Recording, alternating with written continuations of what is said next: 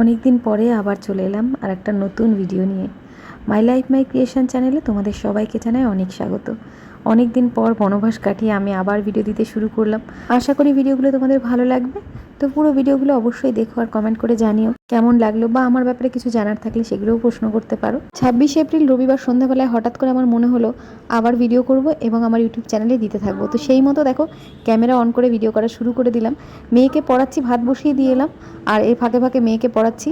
মেয়ের দেখো পড়া হয়ে গেছে। ছোট মেয়েকে দিয়ে এসেছি বাবার কাছে, মানে আমার শ্বশুরমশাইয়ের কাছে। প্রথম হয়তো আমার ভিডিও দেখতে তোমাদের একটু অসুবিধা হবে, কারণ আমাকে তো তোমরা চেনো না। তো ভিডিও দেখতে থাকো, আমার পরিচয় আমি অবশ্যই তোমাদের দেবো।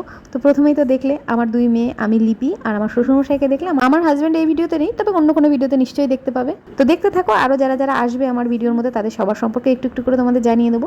তো রবিবারের সন্ধ্যাবেলার রান্না হচ্ছে, যেহেতু মানে রাতের রান্না হচ্ছে, মাংস রয়েছে। বাবা খুব একটা চিকেন খেতে পছন্দ করে না, সেই কারণে বাবার জন্য আলাদা একটা তরকারিও রয়েছে, আর সিদ্ধ দিয়েছি আলু পটল, আর একটুখানি পেঁয়াজি ভেজে দেবো। এবার চলো তোমাদের বলি আমার এই সোশ্যাল মিডিয়াতে কাজ করা আর কেন বন্ধ করে দিলাম সেই ব্যাপারটা নিয়ে। ইউটিউবে একটা ব্লগিং চ্যানেল খোলার ইচ্ছা আমার অনেক দিন থেকে ছিল, কিন্তু ব্লগ করব বাড়ির সবার পারমিশন না নিয়ে তো সেটা করতে পারি না, কারণ আমি তো ব্লগে শুধু আমার নিজেকে দেখাবো না। তো সেইখানে পারমিশন, মানে আমার হাজব্যান্ডের থেকে পারমিশনটা পাচ্ছিলাম না। ও একটু প্রাইভেসিটা নিয়ে ভাবছিল, তারপর আস্তে আস্তে বোঝানোর পরেও রাজি হলো, এবং তখন আমি এই চ্যানেলটাই খুলেছিলাম, মাই লাইফ মাই ক্রিয়েশন চ্যানেলটা, এবং সেটাতে ব্লগ দিতে থাকি। এবং গন্ডগোল যেটা হয় সেটা শুধু ব্লগ না, বিভিন্ন ধরনের ভিডিও দিয়েছি আমি, কারণ একটু জগা খিচুড়ি টাইপের একটা চ্যানেল হয়ে গেছে। তারপর আমি আরেকটা চ্যানেলও খুলেছিলাম, তো সেখানে ব্লগ দিতে থাকি।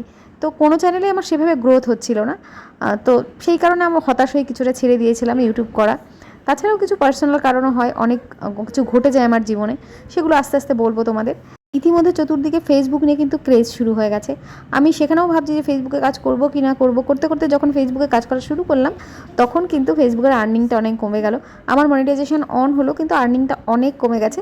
তো সেটা বড় কথা নয়, আমি কাজ করছি এবং নিজের শখ পূরণের মতো টাকা আমি আর্ন করছি ফেসবুক থেকে, কিন্তু ইউটিউবে কাজ করার ইচ্ছেটা কিন্তু আমার এখনও মরে যায়নি। তো সেই ইচ্ছে থেকে আমি আবারও ইউটিউবে ব্লগ দেওয়া শুরু করলাম। দেখা যাক এবার তোমাদের ভালোবাসা আমি পাই কিনা।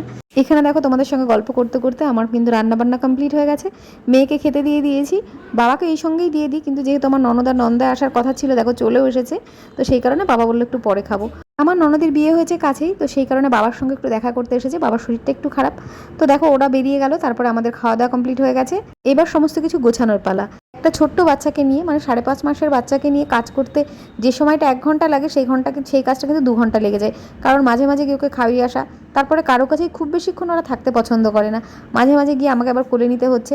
তো দেখো এখন আমি সমস্ত কিছু গুছিয়ে নিয়ে টেবিল মুছে নিচ্ছি, আর এখানে এই ভাতটা দেখাচ্ছি এক্সট্রা হয়েছে, এটা জল দিয়ে রেখে দেবো, কালকে সকালে পান্তা ভাত খাবো। পান্তা ভাত খেতে তো ভালোই লাগে, তার মধ্যে গরমের সময় পান্তা ভাত খেতে আরও ভালো লাগে। তবে রোজ রোজ পান্তা ভাত খাওয়া দেখলে আমার বাড়ির লোকেরা বকাবকি করে, তবে কালকে সকালবেলা একটু পান্তা ভাত তো খাবোই। তো দেখো এবার রান্নাঘরে হাঁড়ি ঠাড়ি যেগুলো আছে টুকিটাকি মেজে নিচ্ছি। সমস্ত বাসন এখন মাজবো না, কিছু বাসন যেগুলো সকালবেলায় লাগবে সেগুলো সমস্ত মেজে রাখছি। এখনও গ্যাস ওভেনটা পরিষ্কার করা বাকি আছে। গ্যাস ওভেনটাকে একটু যদি সার্ফ দিয়ে ধুয়ে দেওয়া হয় প্রত্যেক দিন, তাহলে কিন্তু ভালো পরিষ্কার থাকে, কিন্তু দিনের বেলায় সার্ফ দিয়ে পরিষ্কার করা হয় না। কেন হয় না সেটা তোমাদের বলবো, কখনো ভিডিও দেখতে থাকো। এই রাত্রেবেলায় আমি যেদিন সময় থাকে সেদিনই আমি এরকম করে পরিষ্কার করি, কারণ রোজ দিন আমার মেয়ে আমাকে এই সময়টা দেয় না, মানে ও কান্নাকাটি জুড়ে দেয়, তখন তাড়াহুড়ো করে কোনো রকমে গ্যাস ওভেনটা মুছে আমি চলে আসি। তো রান্নাঘরের কাজ কমপ্লিট, দরজা বন্ধ হয়ে গেল। আর এখানে দেখো নাতনি দাদুকে ওষুধ বার করে করে দিচ্ছে খাওয়ার জন্য। এটা ওর রোজকার কাজ, দাদুকে সমস্ত ওষুধ বার করে দেবে, দাদুকে ওষুধ খেতে হবে, আর ওরা ওষুধ খাক। আর আমার আমার হাজব্যান্ড ছোটো মেয়েটাকে নিয়ে ধরে দাঁড়িয়ে আছে, আর আমি তাড়াতাড়ি করে ব্রাশ ট্রাশ করে স্কিন কেয়ার করে নেবো। একটু স্কিন কেয়ার মানে একটু ফেস ওয়াশ করবো, একটু ময়শ্চারাইজার জেল লাগাবো, লাগিয়ে আজকের মতো ভিডিওটা এখানেই শেষ করবো। আবার তোমাদের সঙ্গে দেখা হবে নতুন ভিডিওতে। তোমরা ভালো থেকো, সুস্থ থেকো, সাবধানে থেকো।